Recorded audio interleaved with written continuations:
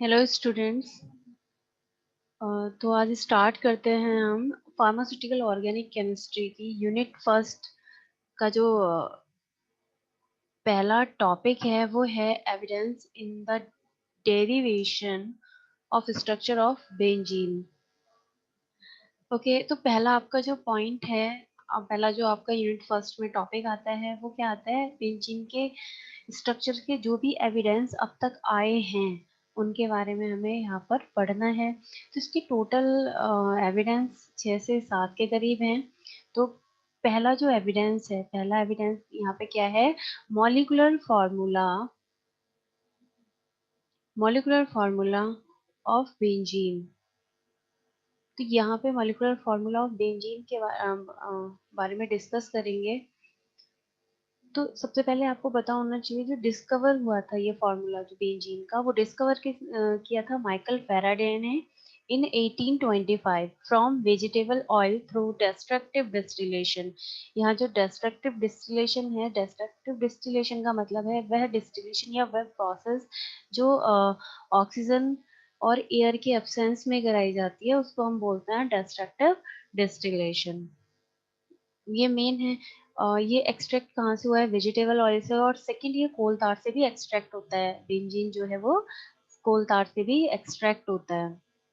तो यहाँ पे इस फॉर्मूला को, प्रॉपर मॉलिक्यूलर फार्मूला को निकालने के लिए आपको 2 पॉइंट याद रखने हैं। वह 2 पॉइंट जो है वो है empirical formula and second one is molecular mass of benzene.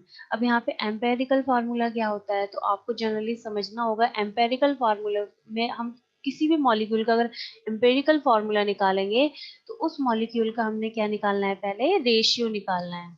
ठीक है, तो यहाँ पे हम क्या करेंगे, बेंजीन का रेशियो निकालेंगे। तो यहाँ पे C6H6 इज इक्वल टू 6/6, ये रेशियो है बेंजीन का। 6/6 का 1/1 हो गया। तो यहाँ पे क्या निकल के आएगा, empirical formula C1H1 is equal to CH। तो रेशियो क्या है यहाँ पे, CH। एम्पेरिकल फार्मूला यहाँ पे निकल के आया है CH। अगर आप देखोगे यहाँ पे तो C का जो नंबरिंग होती है 12 होती है, और हाइड्रोजन की नंबरिंग कितनी होती है, 1 होती है। कार्बन की 12, हाइड्रोजन की 1।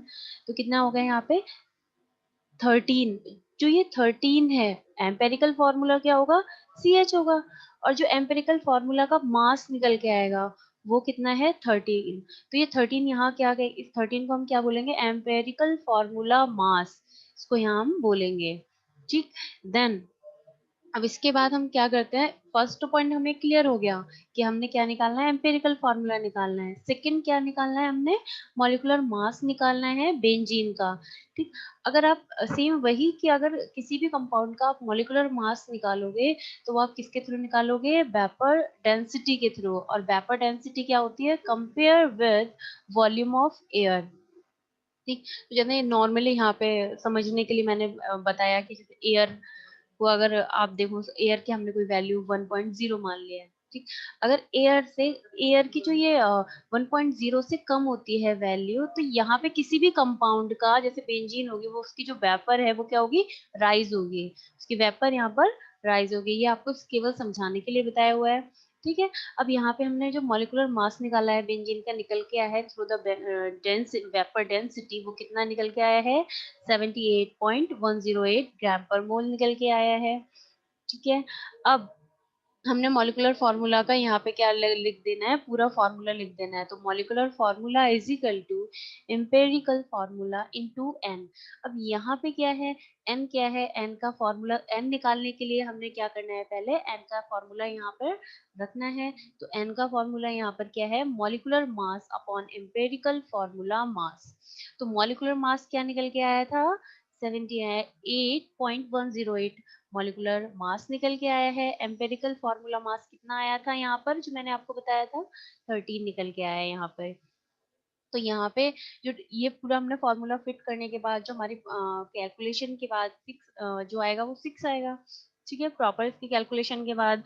तो यहाँ पे सेम, अब जो हमने एन, ये तो हमारा एन का फॉर्मूला, हमने जो था एन का पूरा टोटल नंबर निकल के आए। अब हम फिर से करेंगे मॉलिक्यूलर फार्मूला, यहाँ पे सेम मॉलिक्यूलर फार्मूला लिखा। ठीक है, एम्पेरिकल फार्मूला कितना है, एम्पेरिकल फार्मूला हमारा आया था CH। तो यहाँ पे कार्बन और हाइड्रोजन एम्पिरिकल फॉर्मूला लिख दिया, CH लिख दिया इनटू 6। 6 क्या है यहाँ पे, N की वैल्यू, तो 6 यहाँ पे लिख दिया। तो यहाँ पे देखिए कैलकुलेट करने के बाद क्या हुआ, C6H6। तो पहला जो एविडेंस था, पहला एविडेंस हमने निकालना था मॉलिक्यूलर फार्मूला ऑफ बेंजीन, जो हमने इस तरीके से निकाला है। इन दोनों मेथड को आपने याद रखना है। इसके अकॉर्डिंग क्या है आपका एम्पेरिकल मॉलिक्यूलर फार्मूला जो बेंजीन का है वो निकल के आएगा। तो पहला एविडेंस क्लियर हो गया। अब हम चलते हैं दूसरे एविडेंस की तरफ। दूसरा एविडेंस क्या है, बोला गया है कि जो स्ट्रेट चेन है बेंजीन की वो पॉसिबल नहीं है। जो सेकंड आपका पॉइंट है, straight chain structure not possible in the case of benzene.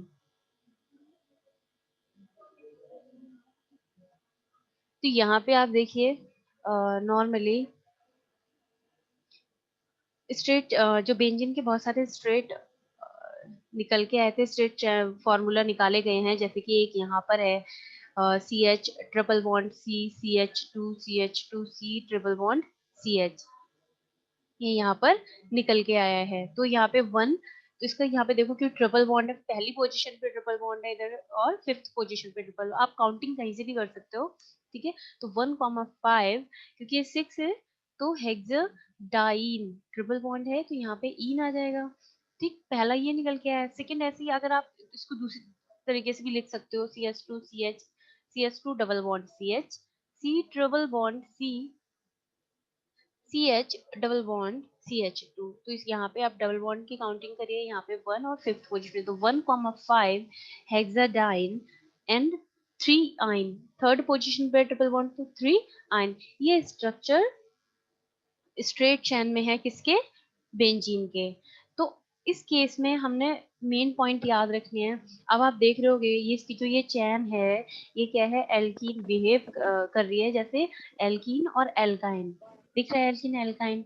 तो अब एल्कीन एल्काइन में होता क्या है, यहाँ पे पहला नंबर देखिए, open chain that these contain double bond, they react with KMnO4, it is decolorize। यानी कि कोई भी अगर आप रिएक्शन KMnO के प्रेजेंस में कराते हो एल्कीन की या एल्काइन की, तो उस केस में क्या होगा कि जो हमारा डीकलराइज है, जो कलर है वो क्या होगा, डीकलराइज हो जाएगा एल्कीन और एल्काइन के केस में। बट जब स्टडी किया गया बेंजीन की, हमने रिएक्शन कराई KMnO4 के साथ, तो वहां क्या हुआ, बेंजीन जो है वो डीकलराइज नहीं हुई। ठीक, तो पहले तो ये कि जितने भी हमारे एल्कीन एल्काइंस होते हैं, एल्कीन एल्काइन क्या कर रहे हैं, KMnO4 के साथ जब हम प्रेजेंस में रिएक्शन कराते हैं तो डीकलराइज हो जाते हैं। बट बेंजीन के केस में क्या हुआ, बेंजीन पे जब हमने KMnO4 के प्रेजेंस में रिएक्शन कराई तो क्या हुआ, वहां पर डीकलराइज नहीं हुआ। ठीक, तो पहला तो ये है कि हमारी जो बेंजीन है वो फेल है स्ट्रेट चेन में, पहला ये। सेकंड क्या है कि जो ओपन चेन होती है बेंजीन की, वो शो करती है 3 मोनो सब्स्टिट्यूएंट। जैसे मान लिया अगर ओपन चैन, ये ओपन चैन लिखी हुई है, तो यहाँ से आप देखो फर्स्ट सेकंड थर्ड पोजीशन, यहाँ से देखो फर्स्ट सेकंड थर्ड पोजीशन, मतलब तीन इसकी पोजीशन क्या है वो सब्स्टिट्यूएंट हो जाएंगे, तीनों पोजीशन पे सब्स्टिट्यूशन होगा। बट जब प्रैक्टिकल कराया गया बेंजीन के साथ, तो बेंजीन ने क्या शो किया, बेंजीन ने शो किया कि केवल वहां पर मोनो सब्स्टिट्यूएंट होगा, बेंजीन केवल मोनो सब्स्टिट्यूएंट करेगी, और जो तीन सब्स्टिट्यूएंट थे वो नहीं करेगी। तो ओपन चेन क्या है, इसलिए भी फेल हो गई, क्योंकि ओपन चेन में क्या हो रहा है, बेंजीन की ओपन चेन में तीन मोनो सब्स्टिट्यूएंट होते हैं। बट जब प्रैक्टिकल कराया गया तो बेंजीन ने शो किया केवल एक मोनो सब्स्टिट्यूएंट। सेकेंड पॉइंट ये है। अब थर्ड पॉइंट जो है वो है बेंजीन हाईली अनसैचुरेटेड कंपाउंड। अब अनसैचुरेटेड कंपाउंड क्या होते हैं, जिसमें डबल और ट्रिपल बॉन्ड होते हैं। अब आपने देखा है बेंजीन के स्ट्रक्चर में इसमें डबल बॉन्ड होते हैं, ठीक है। अब इसमें डबल बॉन्ड होने के तो ये क्या होनी चाहिए, एल्कीन होनी चाहिए। But in case of this benzene क्या है, did not behave like alkene and alkyne. Third point आपका ये है। तो स्ट्रेट चेन पॉसिबल नहीं है, ये तीनों पॉइंट आपने पढ़ने हैं, याद रखने हैं। देन अब हम चलते हैं नेक्स्ट, दो पॉइंट हमारे क्लियर हो गए हैं। थर्ड पॉइंट क्या है, एविडेंस ऑफ साइक्लिक स्ट्रक्चर। जो जितने भी एविडेंस हैं जो प्रूव करते हैं कि बेंजीन का क्या है, साइक्लिक स्ट्रक्चर है। तो इसमें भी दो एविडेंस दिए गए हैं। पहला एविडेंस जो है सब्स्टिट्यूशन ऑफ बेंजीन। तो बेंजीन का अगर आप सब्स्टिट्यूशन कराओगे, सेम वही जो हम अभी हमने सेकंड पॉइंट पढ़ा है ना, ओपन चैन शो थ्री मोनोसब्स्टिट्यूएंट, और बेंजीन में क्या है, केवल सिंगल वन होगा। तो यहाँ पे C6H6 हो गया। हमने ब्रोमिनेशन कराया FeBr3 की प्रेजेंस में, तो यहाँ पे क्या हुआ कि C6H5Br यहाँ पे बन रहा है ब्रोमोबेंजीन, और बाहर क्या निकला है, HBr। ठीक, तो इस पॉइंट को क्लियर करने के लिए मैंने यहाँ पर नोट करा है कि only one monobromo octane, no isomer. केवल एक मोनोब्रोमो ऑप्टेन होगा, कोई भी आइसोमर जो है इससे अलग हमको नहीं मिलेगा। क्यों नहीं मिलेगा, उसको भी हम आगे पढ़ेंगे। तो सबसे पहले आइसोमर्स क्या होते हैं, आपको आइसोमर्स समझ में आना चाहिए। आइसोमर्स में क्या होता है कि जो मॉलिक्यूलर फॉर्मूला होता है किसी भी मॉलिक्यूल का, वो क्या होता है, सेम होता है, बट उसके जो एटम्स होते हैं ना, वो डिफरेंट होते हैं। जो उसका अरेंजमेंट होता है वो डिफरेंट होता है। मॉलिक्यूलर फॉर्मूला सेम है, बट उस मॉलिक्यूल में जितने भी एटम्स हैं उनका जो अरेंजमेंट है वो डिफरेंट होगा। पहला पॉइंट है ये, एविडेंस ऑफ साइक्लिक स्ट्रक्चर का। सेकंड पॉइंट क्या है, एडिशन ऑफ हाइड्रोजन। अगर आप बेंजीन में हाइड्रोजन को ऐड कराओगे, हमने यहाँ पे 3 मोल्स क्यों ले, ये भी मैं आपको बताऊंगी। अगर आप हाइड्रोजन ऐड कराओगे तो यहाँ पे क्या होगा, साइक्लिक स्ट्रक्चर बनेगा। ठीक है, हाइड्रोजन ऐड कराने के बाद क्या बनेगा हमारा, साइक्लोहेक्सेन। ये क्या बना है हमारा, साइक्लोहेक्सेन। अब इसमें हाइड्रोजन क्या करते हैं, इन्होंने 3 मोल्स लिए हैं, 3 मोल्स यानी 2 हाइड्रोजन का एक एक सेट है। तो यहाँ पे बॉन्ड जो लगा हुआ है, तो एक एक बॉन्ड पे एक एक हाइड्रोजन आगे अटैच होगा, जिसके कारण क्या होगा कि जो हमारा बॉन्ड है वो डिसेबल हो जाएगा, और जो स्ट्रक्चर है वो क्या बनेगा, साइक्लोहेक्सेन बनेगा। ठीक, तो एविडेंस ऑफ साइक्लिक स्ट्रक्चर के दो पॉइंट है, substitution of benzene and addition of hydrogen. अब सेम पॉइंट इसमें जो याद रखना है वो है हमारा, in the benzene all atoms are identical, it means each carbon attached to one hydrogen। क्यों इसमें मोनो सब्स्टिट्यूएंट क्यों देते हैं, क्यों रीजन है इसमें, क्यों बेंजीन के जो एटम्स है ना वो आइडेंटिकल है। आइडेंटिकल मतलब एक ही जैसे हैं, कोई भी अलग अलग नहीं है। जो बेंजीन के एटम्स जो मैंने बताया था, आइसोमर्स में क्या हो रहा है, अलग अलग अरेंजमेंट जो उनका है वो डिफरेंट है, but in the case of benzene इनका अरेंजमेंट क्या है, सेम है। It means each carbon attached to one hydrogen, same way। ये थर्ड जो एविडेंस था वो क्लियर हो गया साइक्लिक स्ट्रक्चर का। अब हम बात करते हैं एविडेंस 4 पर। ये मतलब और भी पक्का करने के लिए कि जो बेंजीन है वो साइक्लिक स्ट्रक्चर है, उसको पक्का करने के लिए जो केकुले थे, रेस्पेक्टिव केकुले, उन्होंने क्या है अपनी थ्योरीज दी हैं। उनकी जो थ्योरी थी वो इस तरीके से थी। पहला जो पॉइंट है, benzene contain cyclic planar structure. तो बेंजीन क्या कंटेन करता है, साइक्लिक प्लेनर, साइक्लिक स्ट्रक्चर है और प्लेनर स्ट्रक्चर है। सेकंड उन्होंने बोला है कि benzene contain 6 carbon with alternate double bond. देखो यहाँ पर 6 कार्बन जो है वो ऑल्टरनेट डबल बॉन्ड के साथ है। डबल बॉन्ड क्या है, double bond and single bond. यहाँ पे देखो carbon single bond, then carbon double bond, carbon single bond, carbon double bond, carbon single bond, carbon double bond. Alternate का मतलब क्या है कि पहले सिंगल आ गया, फिर डबल आ गया, फिर सिंगल आ गया, फिर डबल आ गया। ऑल्टरनेट मतलब डबल और सिंगल बॉन्ड है इसमें।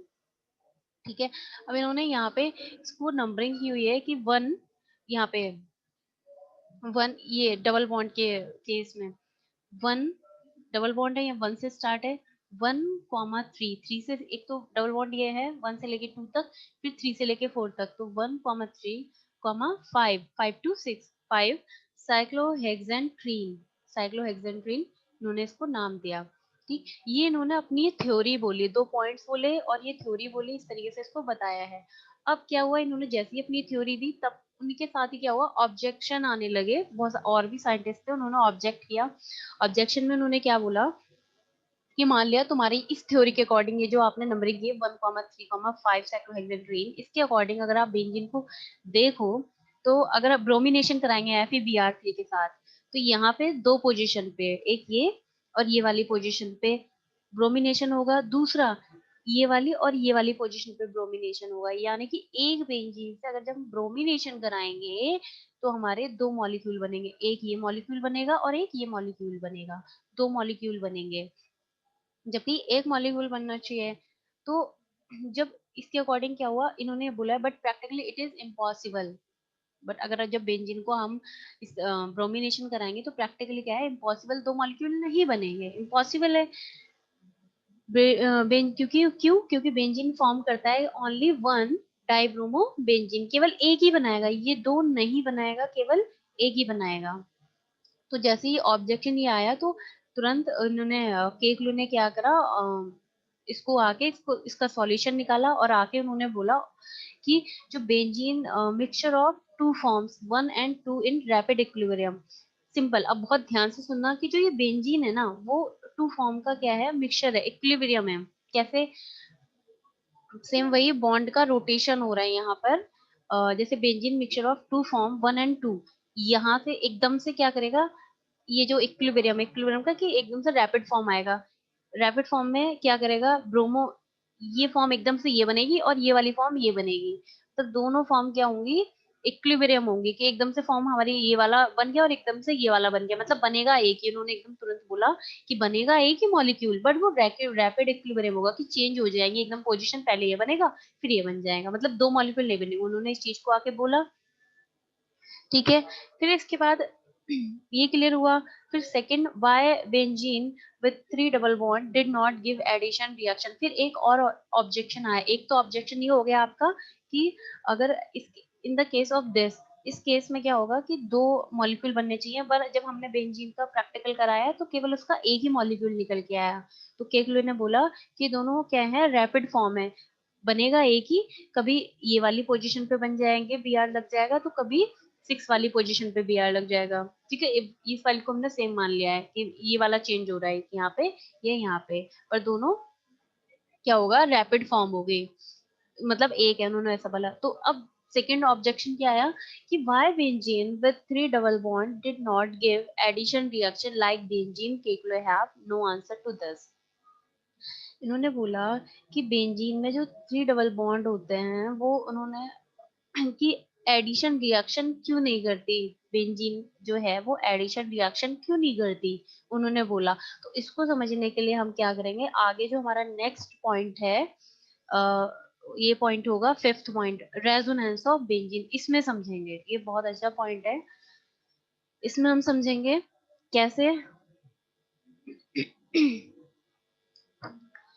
The actual structure of molecule is said to be resonance hybrid। यहाँ पर देखिए, alternate structure, ये आप बॉन्ड का रोटेशन हो रहा है यहाँ पे, ये हमारा स्ट्रक्चर फर्स्ट है, ठीक, रिवर्सिबल के स्ट्रक्चर सेकंड बना। देखिए यहाँ पे ये वाला बॉन्ड क्या हुआ, रोटेट करके यहाँ पे आया, ये वाला यहाँ पे आया, यहाँ पे ये देखिए रोटेट करके ये वाला जो बॉन्ड था वो यहाँ आ गया, ठीक, ये वाला बॉन्ड था वो यहाँ आ गया, ये वाला बॉन्ड था वो यहाँ आ गया। तो इस तरीके से जब रेजोनेंस होगा तो हमारा हाइब्रिड स्ट्रक्चर बनेगा। ठीक, जो हाइब्रिड स्ट्रक्चर होगा वो रियल स्ट्रक्चर होगा, वो ओरिजिनल स्ट्रक्चर होगा। वो किसका ओरिजिनल स्ट्रक्चर होगा, वो होगा हमारा हाइपोथेटिकल स्ट्रक्चर के, जो ये हमारे रेजोनेंस के हाइपोथेटिकल स्ट्रक्चर है उनका क्या होगा, रियल स्ट्रक्चर होगा। अब यहाँ पर हाइपोथेटिकल स्ट्रक्चर्स की बात की गई, तो हाइपोथेटिकल क्या होता है, हाइपोथेटिकल का मतलब होता है कि ऐसा हमने सोचा है कि ये इस तरीके से होगा और ये इस तरीके से होगा। तो वो जो फर्स्ट पॉइंट आपका क्लियर है, the actual structure of molecule is said to be resonance hybrid of various possible alternative structure. ये रियल स्ट्रक्चर है, जो हमारे वेरियस पॉसिबल अल्टरनेट स्ट्रक्चर बन रहे थे उनका ये रियल है। ठीक है, ऑल्टरनेट स्ट्रक्चर्स क्या होते हैं, मैंने अभी आपको जस्ट बताया, they reference to as resonance structure. जैसे ये है हाइपोथेटिकल स्ट्रक्चर, और ये फाइनली जो रेजोनेंस निकल के आया, रेजोनेंस हाइब्रिड निकल के आया, इसको हम बोलेंगे real structure is the hybrid of hypothetical structure. ठीक है, तो ये पहला पॉइंट आपका क्लियर हो जाना चाहिए। अभी और भी हम आगे हमने पढ़ा और स्टडी करी, तो हमने रेजोनेंस की जब स्टडी करी तो हमने पाया कि जो कार्बन, सिंगल बॉन्ड कार्बन, के बीच जो एंगस्ट्रम बॉन्ड होता है ना, एंगस्ट्रम जो लेंथ होती है बॉन्ड की, वो 1.54 होती है। ठीक, सिंगल बॉन्ड की 1.5 होती है, डबल बॉन्ड की 1.34 होती है एंगस्ट्रम, डबल बॉन्ड की। और यहाँ पर जब रेजोनेंस होता है तो रेजोनेंस कार्बन और कार्बन के बीच 1.40 एंगस्ट्रम की लेंथ होती है, benzene bond length between single and double bond. Single और डबल बॉन्ड के बीच जब रेजोनेंस होता है, जब पूरा रेजोनेंस एक स्ट्रक्चर बनता है, तो उनके मतलब इस तरीके से इसका और इसका आपस में जब रेजोनेंस होता रहा, बॉन्ड घूमते घूमते ये स्ट्रक्चर बन के आया, रेजोनेंस हाइब्रिड बन के आया ना। तो रेजोनेंस हाइब्रिड जो स्ट्रक्चर बन के आया, तो उसका कार्बन बॉन्ड कार्बन के बीच जो लेंथ है वो कितनी है, आई है 1.40, यानी कि वो 1.40 डिफरेंट है सिंगल बॉन्ड से भी और डबल बॉन्ड से भी। तो according to this, the resonance hybrid is more stable than alternate structure. Simple, क्योंकि ये डिफरेंट है। और दूसरी बात इसमें ये बोली गई है कि जो रेजोनेंस हाइब्रिड है वो ज्यादा स्टेबल होता है ऑल्टरनेट बॉन्ड से, ऑल्टरनेट जो हमारे स्ट्रक्चर है इनसे ज्यादा स्टेबल होता है ये। और सेकंड क्या बोला गया है, benzene has high stability and resist breaking of pi bond. केवल बेंजीन के केस में क्या होता है, ये बहुत स्टेबल होता है और ये रेसिस्ट करता है, इसके जो पाई बॉन्ड टूटने में बहुत ज्यादा प्रॉब्लम्स आती है, जल्दी से पाई बॉन्ड जो है वो टूट नहीं पाते, पाई बॉन्ड इसके नहीं टूट पाते जल्दी से। क्यों? क्योंकि ये जो बेंजीन है ये बहुत स्टेबल है। यही रीजन है, thus benzene undergo substitution reaction rather than addition reaction। Benzene जो है उसमें एडिशन रिएक्शन, यही कारण है कि बहुत स्टेबल है, जिसके कारण कोई एडिशन हो ही नहीं पाता। एडिशन क्यों नहीं हो पाता? क्यों? क्योंकि वहां का जो ये पाई बॉन्ड है, पाई बॉन्ड अपने आप को ब्रेक डाउन होने ही नहीं देता। तो इसलिए बेंजीन में सबसे ज्यादा जो होती है वो क्या होती है, सब्स्टिट्यूशन रिएक्शन होती है, क्या, रेदर देन एडिशन रिएक्शन। ठीक है, तो ये पॉइंट आपका क्लियर हो गया। अब हम नेक्स्ट चलते हैं, जो हमारा नेक्स्ट पॉइंट है एविडेंस का। नेक्स्ट पॉइंट है हमारा molecular orbital structure of bond. Molecular orbital structure of bond में हमने क्या पढ़ना है, पूरा मॉलिक्यूलर ऑर्बिटल पढ़ना है बेंजीन का। तो इसको समझने के लिए बहुत सिंपल है, बहुत इजी है, बहुत ज्यादा हार्ड नहीं है। आपको सिंपली सबसे पहले एक्साइटेड स्टेट, जो इलेक्ट्रॉन कॉन्फ़िगरेशन का एक्साइटेड स्टेट, ग्राउंड स्टेट, ये आपको अगर समझ में आ गई तो आप मॉलिक्यूलर ऑर्बिटल किसी का भी बहुत इजी से निकाल सकते हो। फिलहाल हमने आज पढ़ना है अपने बेंजीन का ऑर्बिटल स्ट्रक्चर। बाकी बेंजीन में कार्बन है, कार्बन के हम जो स्टेट आती है इलेक्ट्रॉन कॉन्फ़िगरेशन वो पढ़ लेंगे। ठीक है, तो अब इसको हम पॉइंट टू पॉइंट पढ़ते हैं। जैसे कि फर्स्ट पॉइंट है, all 6 atoms in benzene are sp2 hybridized. पहला, जितने भी आपके बेंजीन में आप देखो कार्बन, जितने भी कार्बन होंगे, जितने भी 6 एटम्स आपके हैं वो क्या होने चाहिए, sp2 हाइब्रिडाइज्ड होनी चाहिए। ठीक, अभी इसको हम समझेंगे। देन इसके बाद सेकंड पॉइंट आपने याद रखना है, sp2 hybridized orbital overlap to form carbon carbon bond. यहाँ पर देखो ये कार्बन और इस कार्बन के बीच क्या होगा, sp2 हाइब्रिडाइजेशन होगा। यहाँ पर कार्बन और हाइड्रोजन के बीच क्या होगा, क्योंकि कार्बन के ऊपर क्या है, sp2 हाइब्रिडाइजेशन, sp2 हाइब्रिडाइजेशन होगा। और हाइड्रोजन के ऊपर क्या होगा, एस हाइब्रिडाइजेशन, सॉरी एस होगा, एस ऑर्बिटल होता है हाइड्रोजन के साथ, तो sp2 एस हाइब्रिडाइजेशन होगा। कार्बन हाइड्रोजन के बीच क्या होता है, sp2 S hybridisation. Carbon carbon के बीच होता है sp2 हाइब्रिडाइजेशन। तो ये दोनों लाइन यही बोल रही हैं। इसके बाद इन्होंने बोला है sp2 hybrid orbital overlap s orbital, same वही sp2 orbital overlap with s orbital to form carbon hydrogen sigma bond. तो ये क्या बना है, कार्बन, अब जो कार्बन और हाइड्रोजन के बीच जो बॉन्ड होगा वो क्या होगा, सिग्मा बॉन्ड होगा। कार्बन कार्बन के बीच सिग्मा बॉन्ड होता है, कार्बन हाइड्रोजन के बीच सिग्मा बॉन्ड होता है। तो इन्होंने बोला all sigma bonds carbon carbon and carbon hydrogen lies in same plane, same plane में होगा। सेकंड उन्होंने बोला है ऑल बॉन्ड एंगल्स आर 120। अगर आप बेंजीन का स्ट्रक्चर इस तरीके से बनाओ और इनकी, मैंने बोला कि हाइड्रोजन के साथ है, जितने भी इनके भी जो बॉन्ड की जो एंगल है ना वो 120 आएगा। यहाँ पे 120 डिग्री क्या होगा, बॉन्ड एंगल होगा। देन इसके बाद इन्होंने बोला है कि all carbon atom have unhybridized p orbital which are perpendicular to the plane. Simply इसको हम समझने के लिए मैंने क्या बताया कि अनहाइब्रिडाइज जो जो p ऑर्बिटल है वो कहाँ से आया, कैसे आया, उसको हम पढ़ लेते हैं। तो यहाँ पर मैंने आपको बताया इलेक्ट्रॉन कॉन्फ़िगरेशन ऑफ कार्बन। अगर आप देखो कार्बन का कॉन्फ़िगरेशन तो इस तरीके से बन के आता है 1s2 2s2 2p(x1) 2p(y1) 2pz0। जो p 2pz होता है वो क्या होता है, जीरो होता है यहाँ पर। ठीक है, तो अब इसको पूरा करने के लिए क्या है, जो इसके यहाँ पर पास इलेक्ट्रॉन, एक इलेक्ट्रॉन इसके यहाँ पर पास आ जाएगा, तो इसको फिर क्या बनेगा स्ट्रक्चर 1s2, सेम वही रहेगा 1s2 रहेगा। 2s1 क्योंकि एक इलेक्ट्रॉन जा चुका है जो p की सीरीज है pz को फिल करने के लिए, 2s1। Then 2px1 2py1 2p Z1 जो जीरो था उसको फिल कर दिया, यहाँ पे 1 इलेक्ट्रॉन आ गया।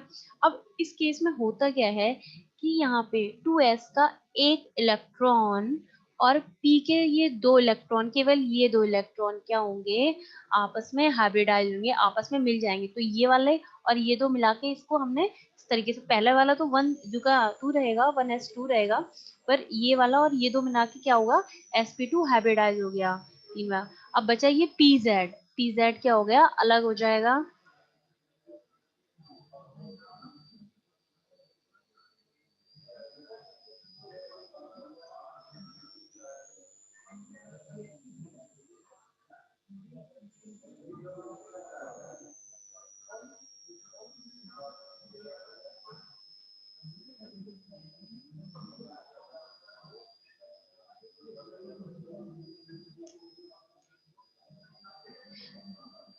यहाँ पर pz अनहाइब्रिड, ये जो pz निकल गया है बाहर, इसको हम क्या बोलेंगे, अनहाइब्रिडाइज्ड p ऑर्बिटल। तो ये भी पार्टिसिपेट करेगा जब बेंजीन का ऑर्बिटल स्ट्रक्चर क्या होगा, ओवरलैपिंग होगी वहां पर। तो ये क्या, ये lateral overlap of 6p orbital produce a pi orbital. यहाँ पे ये जो p ऑर्बिटल है ना, ये परपेंडिकुलर हैं, ये क्या होंगे, ओवरलैप होंगे आपस में। जब ये ओवरलैप होंगे तो ये क्या बनाएंगे, पाई मॉलिक्यूल बनाएंगे। these 6 electron localise which form pi bond. Same वही, ये जो ये 6 इलेक्ट्रॉन है वो 6 इलेक्ट्रॉन क्या होंगे, डीलोकलाइज हो जाएंगे, पूरी रिंग में डीलोकलाइज हो जाएंगे और क्या बनाएंगे, पाई बॉन्ड बना देंगे। That mean more stable benzene. और इसकी डीलोकलाइजेशन से क्या है, जो बेंजीन है वो क्या हो जाएगी, मोर स्टेबल हो जाएगी।